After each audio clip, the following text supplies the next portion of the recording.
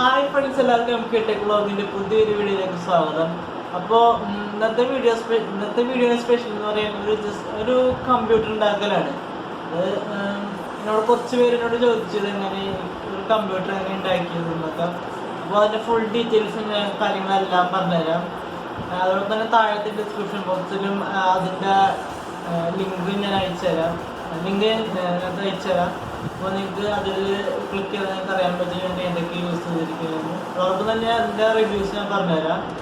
Friends, അപ്പോൾ നമുക്ക് തുടങ്ങിയാലോ. ഫ്രണ്ട്സ്, അപ്പോൾ പ്രോസസ്സർ ഉപയോഗിച്ചിരിക്കുന്നത് i3യുടെ 8th ജനറേഷൻ പ്രോസസ്സറാണ്. അതായത് i3-8100 ഈ ഒരു പ്രോസസ്സറാണ് യൂസ് ചെയ്തിരിക്കുന്നത്.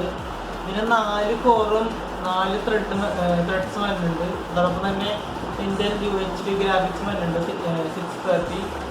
പിന്നെ മദർബോർഡിൻ്റെ കാര്യം പറയാൻ GB H310MS എന്ന ഒരു മദർബോർഡാണ് യൂസ് ചെയ്തിരിക്കുന്നത്. പിന്നെ ഒരു 8GB ഒരു DDR4 RAM യൂസ് ചെയ്യുന്നുണ്ട്.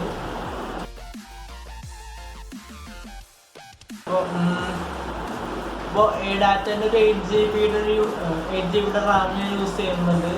അതായത് DDR4 2400MHzൻ്റെ ഒരു 8GB റാം യൂസ് ചെയ്യുന്നുണ്ട്. അപ്പോൾ ഇത് മാത്രം കാണിക്കാൻ സാധനം ഉള്ളിലിട്ടേക്കണേന്ന് ഞാൻ കാണിച്ചു തരാം. ഈ ഒരു പ്രോസസ്സറിനെ കുറിച്ച് പറയുകയാണെങ്കിൽ ഒരു മീഡിയം ഗെയിംസൊക്കെ വർക്ക് ചെയ്യും. പിന്നെ അത്യാവശ്യം വീഡിയോ എഡിറ്റിങ്ങിന് യൂസ് ചെയ്യാം. അത് വലിയ ലാഗ് തോന്നിയിട്ടില്ല എഡിറ്റിങ്ങിനൊക്കെ ചെയ്തിട്ട്.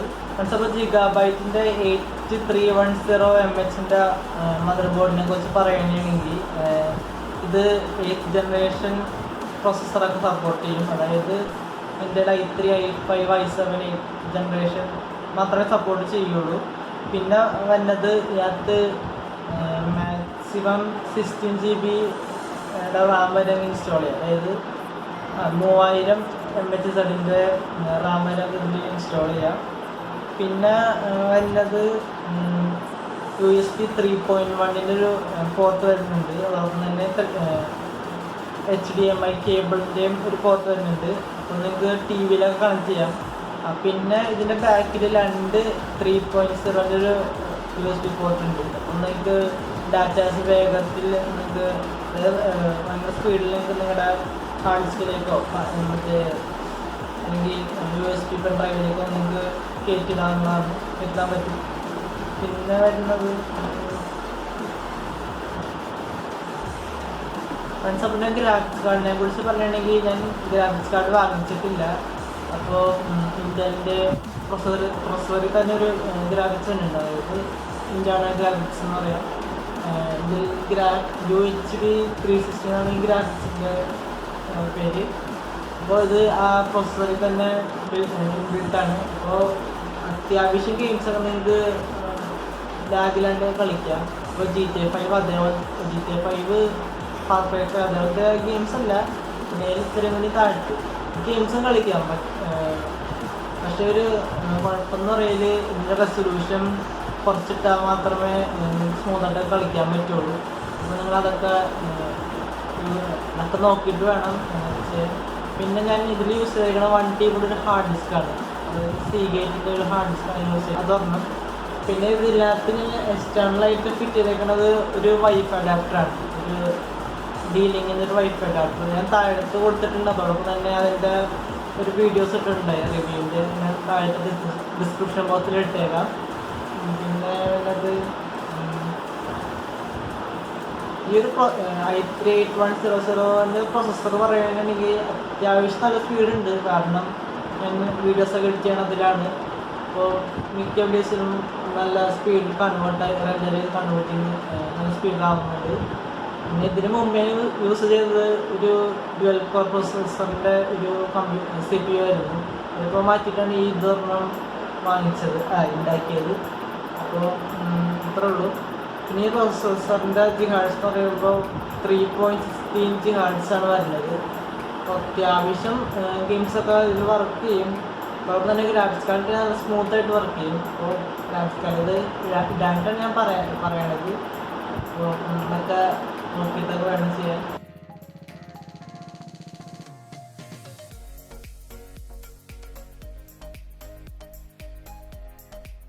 അപ്പോൾ നിങ്ങൾ ഇതുപോലൊരു കമ്പ്യൂട്ടർ ഉണ്ടാക്കാൻ ആഗ്രഹിക്കുന്നുണ്ടെങ്കിൽ അപ്പോൾ അതിനൊന്നും തന്നെ ഒരു ബഡ്ജറ്റ് ഇടാം. അതായത് ഇത്ര രൂപക്ക് ഒരു കമ്പ്യൂട്ടർ ഉണ്ടാക്കണം എന്നൊരു ബഡ്ജറ്റ് ഇടാം. ഞാനിത് ഉണ്ടാക്കിയപ്പോൾ ഇത് ഏകദേശം ഒരു 30,000 രൂപയുടെ അടുത്തൊക്കെ CPU മാത്രം. ബാക്കി പടത്ത് നേരത്തെ വാങ്ങിച്ചതാണ്.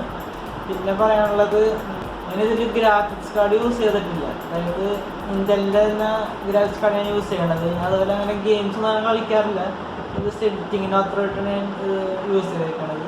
അപ്പോൾ ഇതുപോലെയൊക്കെ ഒരു കമ്പ്യൂട്ടർ ഉണ്ടാക്കുമ്പോൾ CPU-നകത്ത് ഈ processor, motherboard, RAM, hard disk, പിന്നെ PS പവർ സപ്ലൈ, പിന്നെ വേണ്ടത് ഇത്രയാണ് ആവശ്യത്തിന് വേണ്ടത്. പിന്നെ CPU വർക്കാവാൻ ആവശ്യമുള്ളത് ഇത്രയാണ്. പിന്നെ എക്സ്ട്രാ എന്ന് പറയാൻ ഗ്രാഫിക്സ് കാർഡ്, CD ഡ്രൈവ്, പിന്നെ CD ഡ്രൈവ്, ഇതൊക്കെയാണ്. പിന്നെ ഫ്ലോപ്പി ഡിസ്ക്, അതുപോലെ എക്സെട്ര, അതൊക്കെയാണ് എക്സ്ട്രാ ആയിട്ടെന്ന് പറയാൻ. അപ്പം വേറൊരു കാര്യം പറയാൻ മറന്നുപോയി. വേറൊന്നുമല്ല, അപ്പോൾ വേറെ കമ്പ്യൂട്ടറൊക്കെ ഉണ്ടാക്കുമ്പോൾ എന്താ പറയുക, ഒരു ക്യാബിനറ്റ് ഉണ്ടായിരിക്കണം, ഇതൊക്കെ ഫിറ്റ് ചെയ്ത് വയ്ക്കാൻ. അപ്പോൾ ഞാനിതിൽ ക്യാബിനറ്റ് യൂസ് ചെയ്തിരിക്കുന്നത് സെബ്രോണിക്കിൻ്റെ ഒരു ക്യാബിനറ്റാണ് യൂസ് ചെയ്തിരിക്കുന്നത്. ഇത് ഞാനിത് അസംബിൾ ചെയ്താണ് മൊത്തം ഉണ്ടാക്കിയിരിക്കുന്നത്. അപ്പോൾ ഒരു കാര്യം പറയാൻ മറന്നുപോയി, വേറൊന്നുമല്ല. ഇതുപോലെ കമ്പ്യൂട്ടറൊക്കെ ഉണ്ടാക്കുമ്പോൾ ഓൺലൈനിൽ നിന്ന് പാർട്സൊക്കെ വാങ്ങിക്കാതിരിക്കുക. അതായത് പുറത്ത് പോയി വാങ്ങിക്കുക, നിങ്ങൾ അടുത്തുള്ള ഷോപ്പിൽ നിന്നൊക്കെ വാങ്ങിക്കുക. കാരണം ഞാനിത് പറയാൻ കാരണം, ഞാൻ ഇത് പുറത്തുള്ള ഷോപ്പിൽ നിന്നാണ് വാങ്ങിച്ചത്. മൊത്തം മീൻസ് പ്രൊസസ്സർ, മദർബോർഡ്, റാമും പിന്നെ പവർ സപ്ലൈ. അപ്പോൾ ഓൺലൈനിൽ ഇതിലും വെച്ച് നോക്കിയപ്പോൾ പ്രൈസ് ഭയങ്കര കുറവാണ് പുറത്ത്. അപ്പോൾ ആ ഒരു ഇത് കൊണ്ടാണ് ഞാൻ പറയാൻ കാരണം. അപ്പോൾ അതൊക്കെ നിങ്ങൾ നോക്കിയിട്ട് വേണം വാങ്ങിക്കാൻ, പ്രൈസൊക്കെ നോക്കിയിട്ട് വേണം വാങ്ങിക്കാൻ. ഫ്രണ്ട്സ്, അപ്പോൾ ഇതാണ് ഞാൻ യൂസ് ചെയ്തിരിക്കുന്ന പ്രൊസസ്സർ, i3-യുടെ 8th ജനറേഷൻ.